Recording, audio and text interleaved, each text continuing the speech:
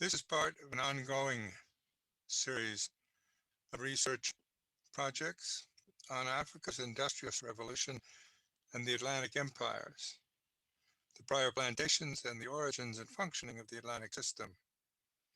Africa's prior plantations supplied both the food and the manpower for 4 centuries to create and sustain multiple European empires in the Atlantic.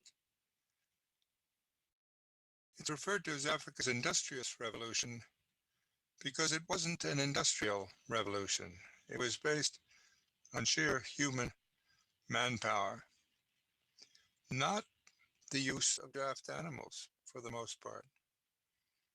And yet it's that manpower that created the crops, and built the forts and the entire infrastructure for the export agriculture and the export of manpower over the Atlantic for tens of millions of people.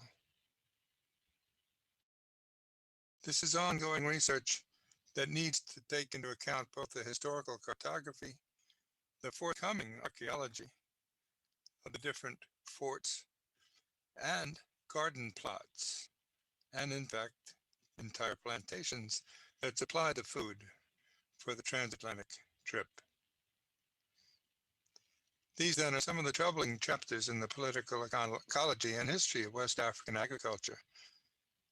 The prior plantations, legitimate trade, cash crop exports, and farmland grabs are all part of a continuous history.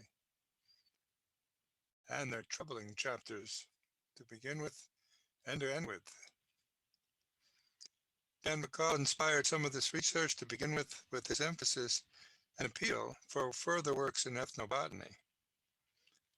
Other agronomists like René Dumont underscored the fact that Africa could develop, but it was taking a wrong start in the early 60s, growing without developing.